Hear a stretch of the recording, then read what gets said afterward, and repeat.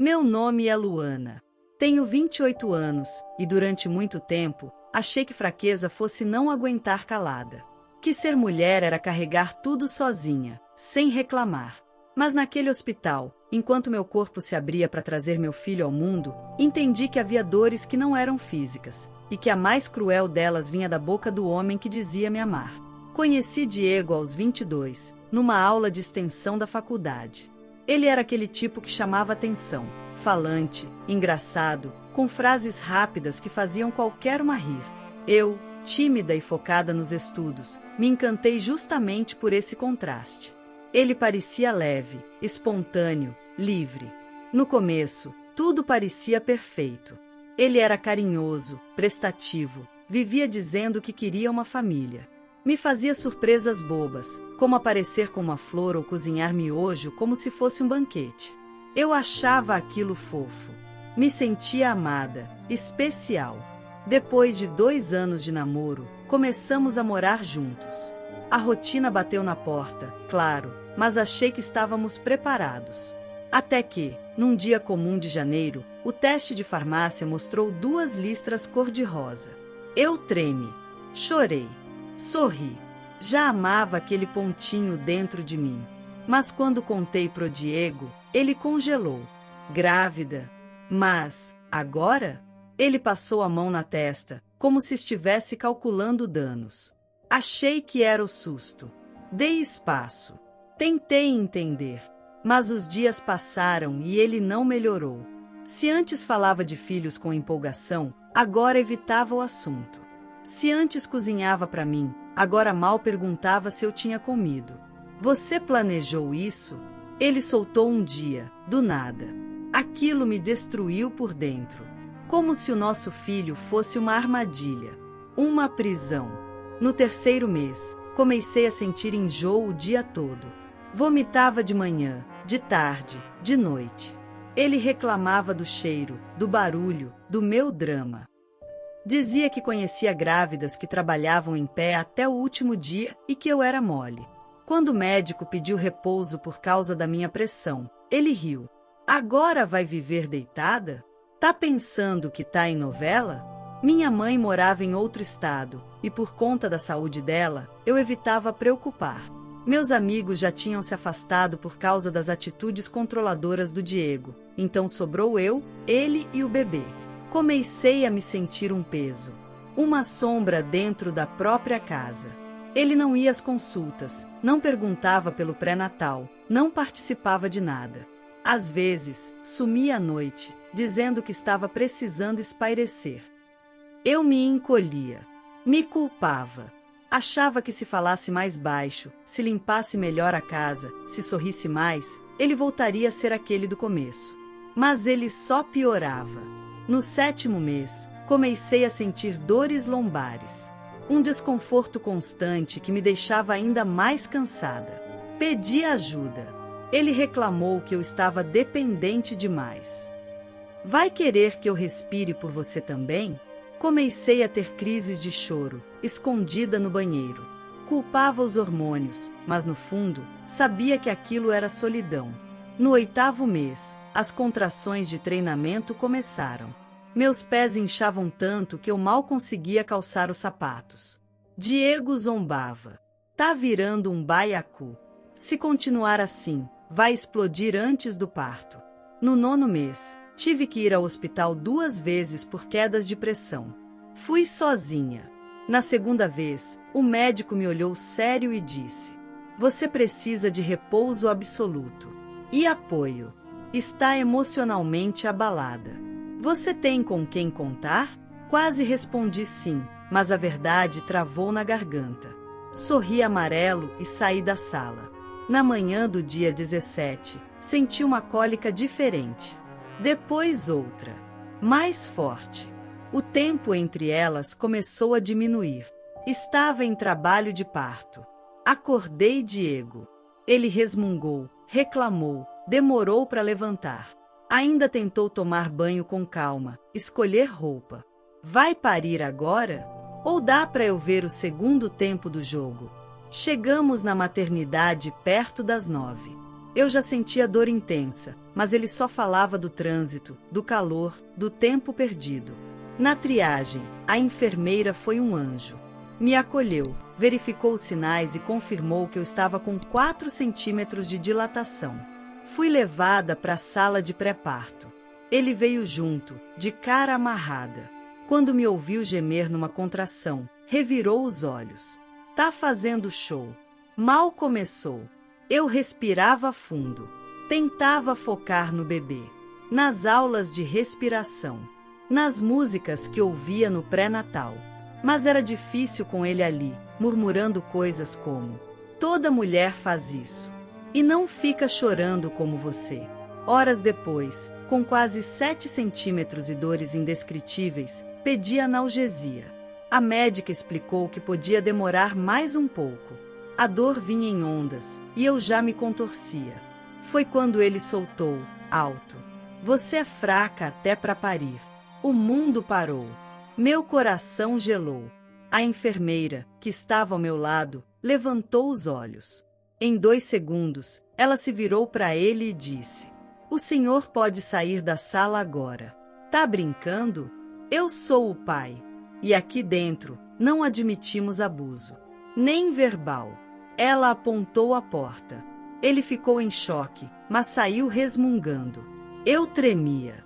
Ela segurou minha mão e disse, com voz firme: você é forte.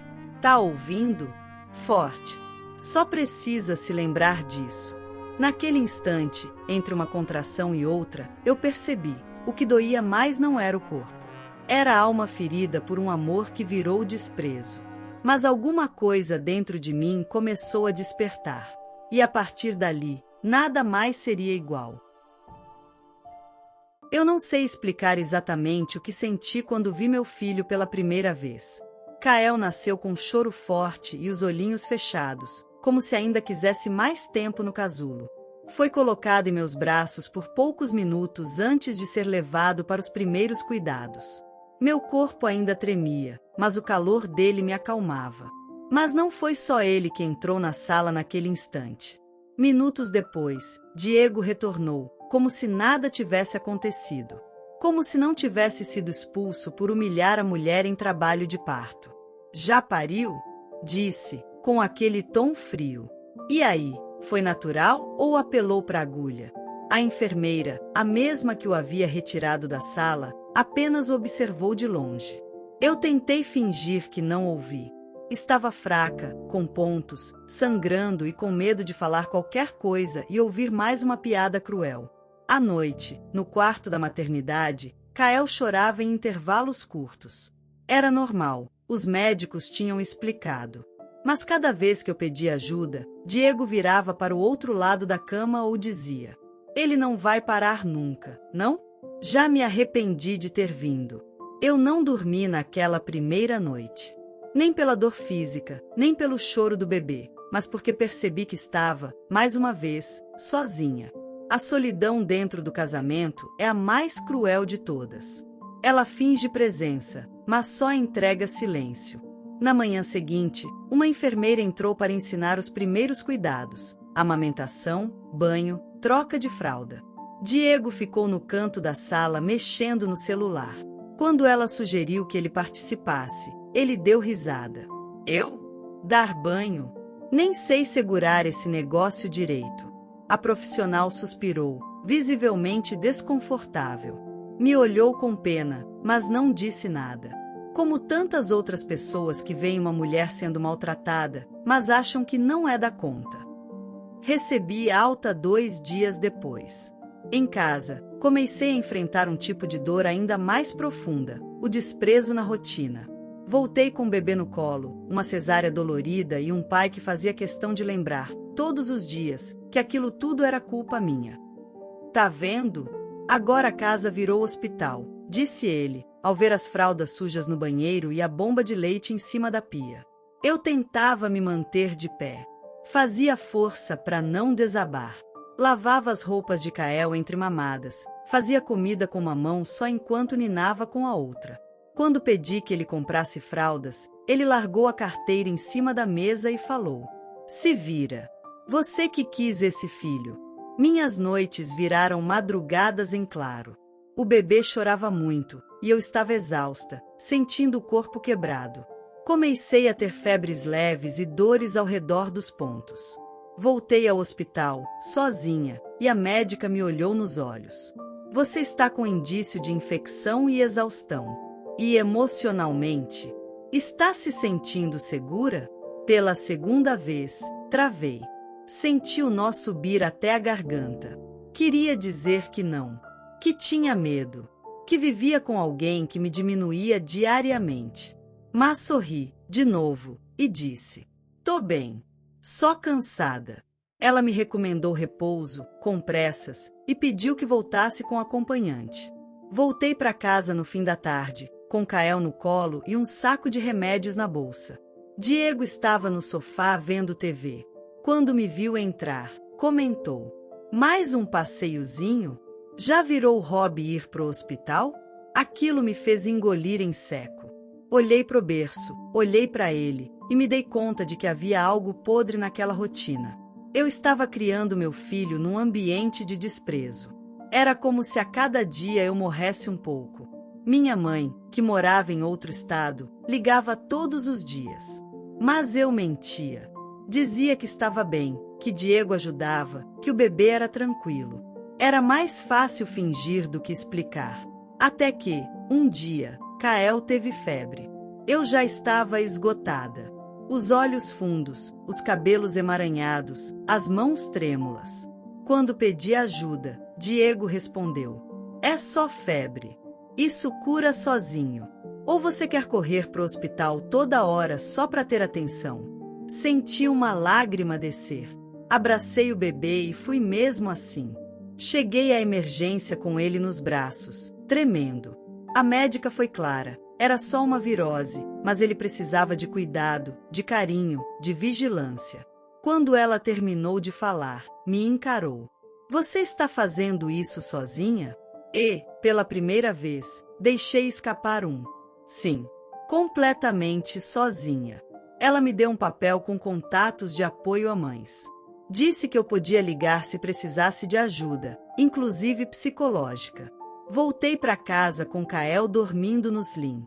Ao entrar, Diego estava na cozinha, com uma cerveja na mão. Já curou o chilique? Passei direto. Entrei no quarto.